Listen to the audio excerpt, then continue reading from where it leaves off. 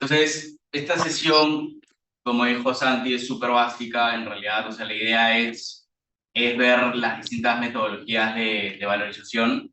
La más usada es DCF, me imagino que la conocen, que usa WACC, o sea, una WACC para descontar los flujos, ¿no? Y vamos a hablar de algunos tips o sí, best practices para armar proyecciones y modelos.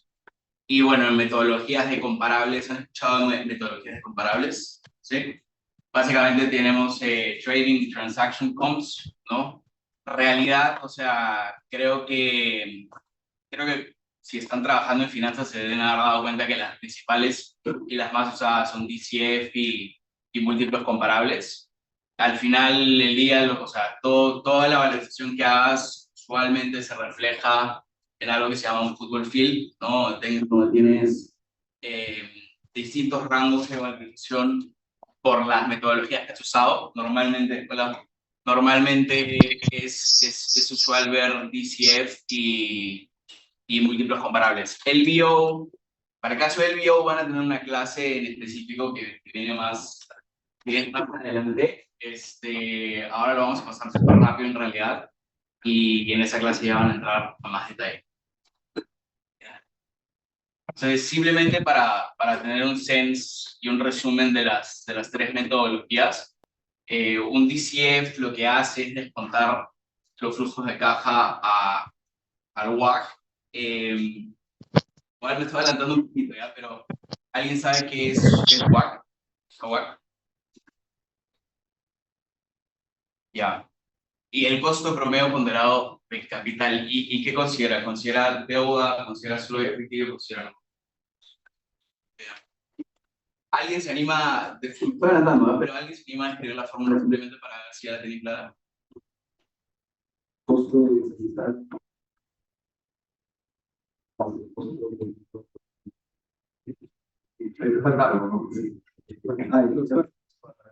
Sí, el tax sheet. Ajá. ¿Alguien sabe por qué se le quita, por qué haces ese ajuste solamente en el componente de deuda? No en las son deducibles. Sí, entonces, básicamente el DCF es la metodología más usada. Lo que se asume en el DCF es una estructura debt to equity constante, indirectamente, porque, como dijiste, o sea, en el WACC, básicamente, cuando ponderas tú el costo de la deuda por el costo del equity, ahí estás asumiendo una estructura de capital constante durante toda la proyección. De hecho, como que eso es lo más como tal vez cuestionable de la metodología, igual es la más usada, ¿no?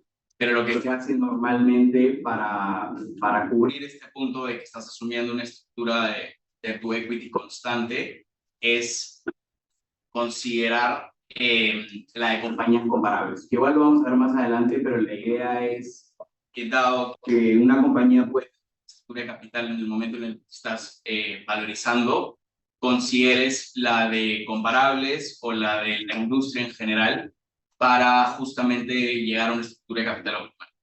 Entonces, básicamente el DCF te arroja un enterprise value, que es lo que ya habíamos conversado, o el frame value. La metodología de múltiplos es súper simple. En realidad o sea, si han usado Capital IQ, Facts, lo que sea, o Bloomberg, no sé, es súper simple bajarte los múltiplos a los que están tradeando compañías comparables a las que estás evaluando. Creo que el valor agregado igual ahí es en dos partes, ¿no? O sea, en dos factores diría. Uno es afinando los financials de la compañía. Una cosa es lo que te dice Capital IQ o Factset y otra cosa es cómo tú aterrizas los números. Y en qué consiste la metodología básicamente es en sacar un financial de la compañía que estás evaluando, ya sea EBITDA, ¿se saben qué es EBITDA? Sí. EBITDA, EBIT, metas, no sé, y ver a qué están entregando. En realidad, dependiendo del múltiplo que estés usando, ya sea de equity o de enterprise value, lógicamente te va a salir una valorización correspondiente, ¿no? Si es EBITDA, te va a salir una valorización a Enterprise Value. Si es Price to Earnings, te va a salir una valorización a Equity Value. Y él vio, en realidad, o sea, como dije, no voy a entrar mucho a detalle de esto. Es una valorización que, o sea, es una metodología de valorización que lo que te permite es establecer una valorización base, en realidad. O sea, se usa mucho para jugar con distintos escenarios de apalancamiento de una compañía. O sea, lo que es la metodología en realidad es simplemente una compra apalancada ¿no? de una compañía. Se asume, para hacerlo súper simple, se asume un múltiplo de entrada a comprar una compañía. Ese múltiplo de entrada genera una valorización, lógicamente, que se fondea normalmente mucho con deuda, más de 80% idealmente con deuda, y luego se modelan los flujos para el accionista, ¿no? Y se asume que el accionista sale de la compañía ¿no? O del target que haya adquirido luego de cierto número de años. Entonces, básicamente, como es súper apalancada y normalmente no hay flujos en el medio, sino simplemente hay una compra y una salida, por eso es que te da un floor valuation, porque usualmente es más bajo a otras metodologías como DCF y comparables. Igual si tiene alguna consulta me corto nomás, ¿no? Entonces, para el DCF, como decía, tienes dos principales variables, factores para calcularlo, ¿no? Tienes los flujos año a año, que son los que genera la compañía. O sea, en verdad la fórmula es súper simple, ahí en realidad el valor agregado a ustedes es cómo calcular los flujos, la complejidad del modelo está, no sé, en el preview, build-up o cómo proyectan los costos, gastos, que creo que más adelante hay páginas de eso, pero básicamente la fórmula es descontar los flujos a la WACC, que es lo que ya hemos conversado, ¿no? Costo ponderado de equity y deuda. Y finalmente, debido a la practicidad de lógicamente no proyectar, no sé, 100 años o lo que sea, se usa algo que es ¿no? un valor terminal. ¿Alguien sabe cuáles son las dos metodologías de valor terminal que normalmente se usan? Ya, esa es la de, claro, perpetuo, la de crecimiento perpetuo, o una más. Sí. O sea, básicamente hay dos metodologías para calcular el valor terminal. La primera es asumir un crecimiento perpetuo, ¿no? O sea, simplemente por practicidad. Obviamente nosotros no hacemos un modelo de 50 a 100 años, hacemos normalmente un modelo de 5 o 10 años. Y lo que hacemos al año 5 o al año 10, dependiendo del corte del modelo, es asumir, lógicamente, también el flujo de la compañía que esté valorizando tiene que llegar a un crecimiento estable, que normalmente trata de que sea 3%, que esté alineado al crecimiento en realidad del GDP en el largo plazo, ¿no? Entonces lo que se hace, la fórmula está más adelante y la vamos a ver, es calcular el valor terminal, ¿no? Asumiendo un crecimiento que, como digo, o sea, puede ser 2-3%. El otro es simplemente asumir un múltiplo, como hemos conversado, o sea, el múltiplo más usual en realidad es Enterprise Value EBITDA. En realidad se considera un múltiplo terminal de EBITDA, ¿no?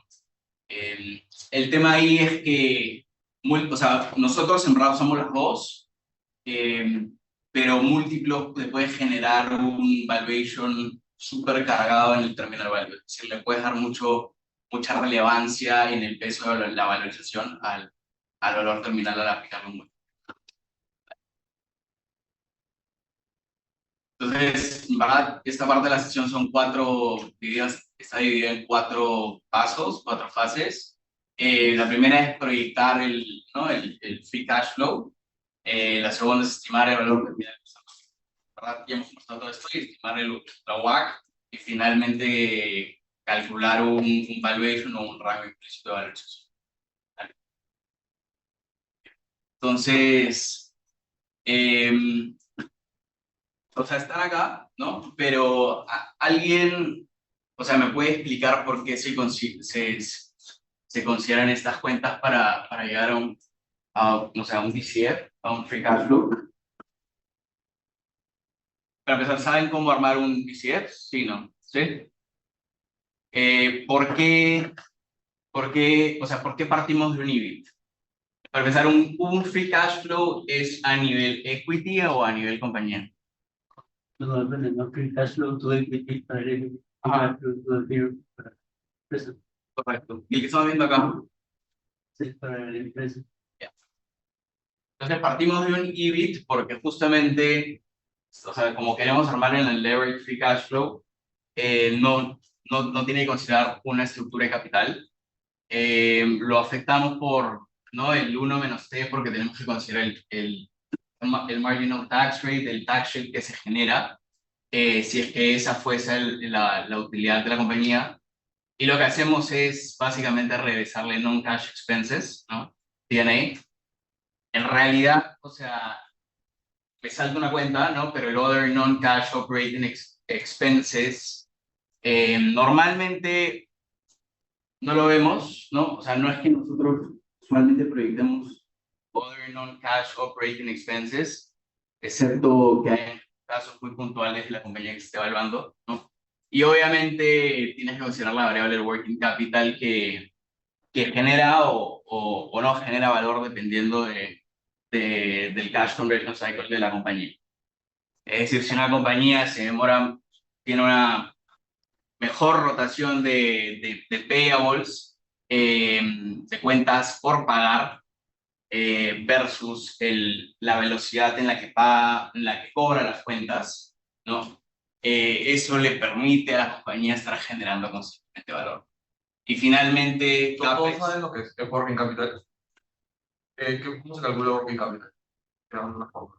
Activo corriente menos pasivo corriente. Ya, sí, Bueno, la variación. ¿Ok? que hay otra fórmula también se usa. ¿Alguien lo sabe? Que simplifica un poquito más, toma solamente las cuentas más relevantes de balance para tener un número de working capital. Ya, o sea, como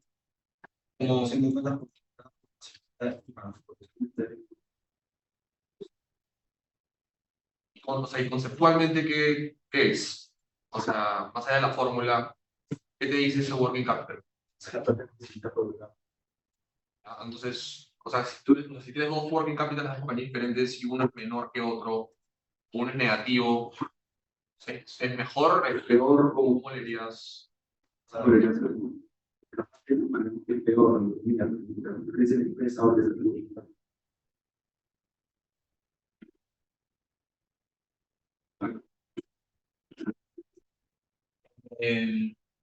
Sí, y en verdad con esas cuentas llevamos un operating free cash flow y la diferencia para finalmente llegar al leverage free cash flow es considerar el CAPEX, ¿no? CAPEX es la inversión que se realiza, no sé, estamos viendo restaurantes, en tiendas, estamos viendo retail, en tiendas también, estamos viendo educación, colegios, universidades, cuánto inviertes en abrir, ¿no? Mantener los assets con los que quieras. Finalmente es el terminal value. Y nada, los flujos se descuentan a los factores que hemos conversado y finalmente eso lo que te arroja es un enterprise value, justamente considerando la deuda neta, digamos un equity.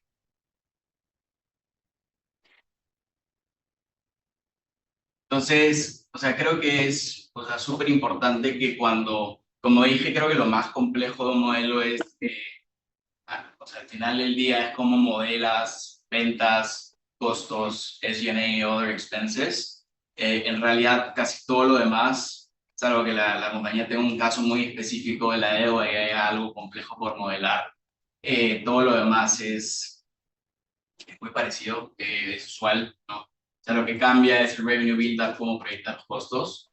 Entonces, siempre hay que tratar de entender, ¿no? Cómo proyectar primero un revenue build-up, para poner un ejemplo, no sé, un modelo de cash, un modelo de macro, que es un modelo de retail, usualmente lo que hace, ¿no?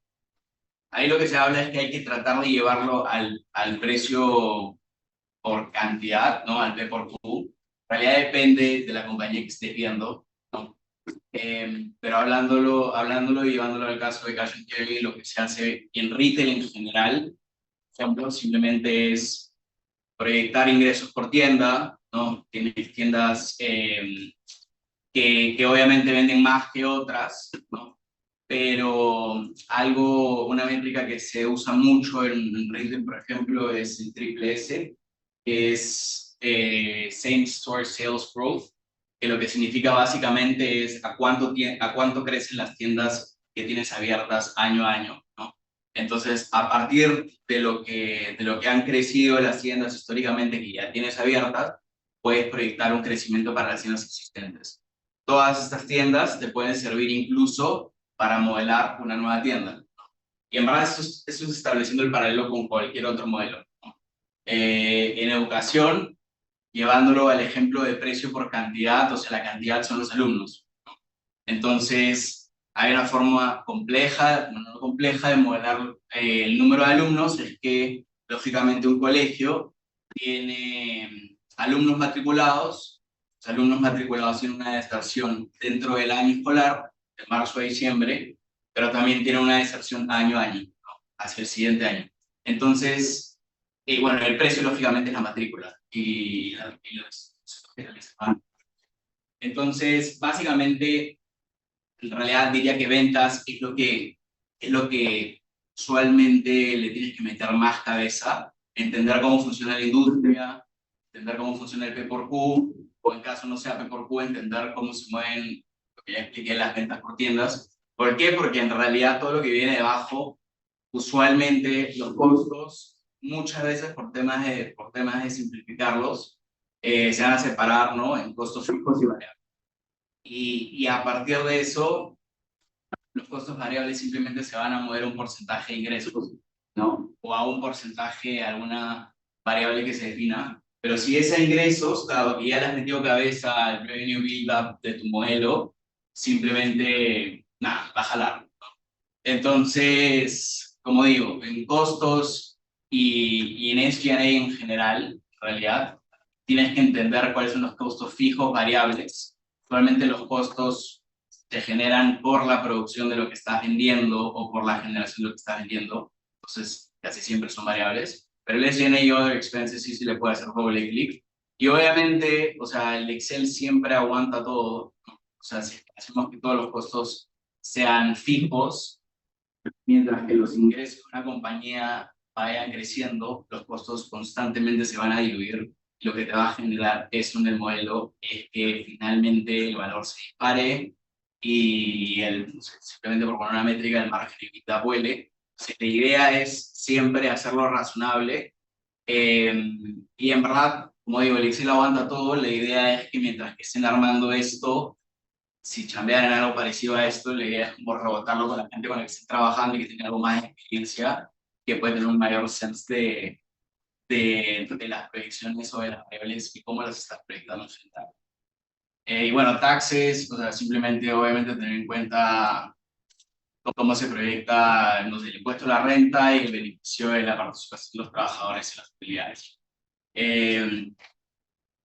Creo que el tema de Noel es, o sea, no es tan importante que lo veamos a detalle, pero dale. Una consulta, ¿cómo calculo el marginal tax rate? Depende, o sea, depende cómo lo veas. O sea, el marginal tax rate o sea, considera el pago de impuesto a la renta y la participación de trabajadores. La participación de trabajadores suele variar entre 5 y 8% dependiendo de la industria en la que estés evaluando, ¿ya? Entonces, ¿qué afecta esto? Específicamente afecta el DCF, que era lo que veíamos al comienzo. Tú, cuando calculas el DCF, partes de un EBIT por 1 menos T. Ese T va a variar en función a que tú estés modelando o no la participación la participación de trabajadores. ¿Por qué? Porque básicamente, si es que no la modelas, es decir, si no, tú tienes tu P&L, o sea, hablando de cualquier compañía, ¿no? O sea, tienes revenues, tienes costs, luego tienes toda la estructura de gastos, y SG&A en general. Si es que tú acá, en la estructura de gastos y SG&A, modelas la participación de trabajadores, el marginal tax rate que consideras en tu DCF va a ser solo el del impuesto a la renta, ¿ok? El 29.5. ¿Por qué? Porque ya está modelado en tus flujos, ¿entiendes? Sin embargo, si es que no lo modelas, que es usual, o sea, normalmente no se modela, depende, pero normalmente no se modela. Si es que no lo modelas, lo que tienes que incorporar es también la tasa, ¿no?, de participación de trabajadores. Es decir, tu EBIT por 1 menos T, ese T tiene que incorporar también la participación de los trabajadores. ¿Entiendes?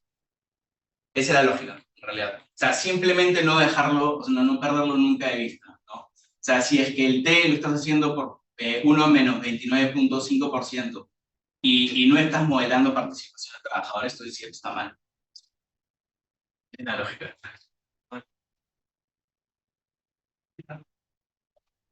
Dale, entonces justo, no, un poco, ¿no?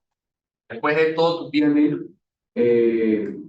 y digamos, hasta taxes, cuando le aplicas el ley, tienes otros ajustes que necesita tu DCF para poder al último límite. Entonces, el primero es working capital, ¿no? O uno de los más grandes es working capital, y particularmente lo que va a entrar en el DCF es cuánto está creciendo o decreciendo el working capital de año a año. Una compañía lo que va a querer es que necesite cada vez menos working capital en la medida que crece sus operaciones, que está siendo más eficientes. Y ahí entonces las cuentas más relevantes son un poco lo que conversábamos, ¿no? Cuentas por cobrar, ¿no? Que lo que se ve acá es cuántos días en promedio me demora a mí como compañía cobrar, ¿no? La compañía siempre va a querer cobrar más rápido.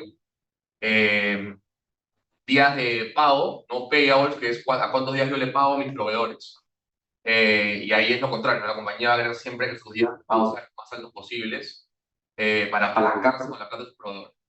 Y el último es el inventario, días de inventario, y ahí parecido a receivables, si tú quieres que sean los menores días posibles, porque significa que estoy rotando el inventario lo más rápido posible. Entonces, esos tres factores es lo que hacen básicamente tu working capital. Y tú lo que vas a incluir en el DCF es, si vemos la línea working capital ahí, es la variación de working capital de año a año. Entonces, vemos que le restamos esa variación en working capital justo abajo de D&A, justamente porque si que la compañía, la diferencia de working capital de año a año es negativo, eso es bueno. Con menos es más, entonces eso va a sumar a tu free cash flow. Significa que la compañía necesita menos working capital que el año anterior para seguir operando, y eso suma valor más eficiente. Sí. Entonces, pasando al CAPEX, era básicamente lo que decía, es la inversión que haces en tiendas, en equipamiento, en edificios, en software, etcétera, en datos, por ejemplo. Y básicamente hay, o sea, siempre hay que tener cuidado de no asumir un crecimiento en revenue muy agresivo sin entender bien la capacidad operativa que tiene una compañía, ¿no? O sea, básicamente no asumir, por ejemplo, un crecimiento de alumnos súper agresivo si es que no estás seguro que tienes capacidad en los colegios para respaldarlo, ¿no? O en las universidades, por ejemplo. Bueno, liabilities, esto es basically que si estamos llevando, o sea, si estamos tratando de entender los flujos a un nivel súper detallado y a un nivel para el accionista, tengamos en cuenta la estructura de capital de la compañía. Si tienes o sea, si estás evaluando una compañía y tienes aperturas de información, usualmente vas a tener una apertura a los cronogramas de pago que tenga esa compañía, y es muy fácil modelarlo. Entonces, y en verdad un check adicional que es súper válido es si esto es más como, por ejemplo, cuando ves una especie de startup, entre comillas, una compañía nueva en un país nuevo. O sea, nosotros, o sea, en Nexus en general, en retail también, o sea, se están evaluando constantemente oportunidades para que salgamos de Perú, ¿no? Para que los revenues de la compañía se regionalicen, tengas un poquito más de diversificación en la región. Y obviamente una de las métricas que es relevante al evaluar si es que hace sentido poner una marca en el país, básicamente, es evaluar cuánta deuda te requiere y si esa deuda implica un ratio razonable, ¿no? Normalmente se sigue un no sé, deuda net EBITDA. Usualmente un deuda net EBITDA razonable está en 2,5 3.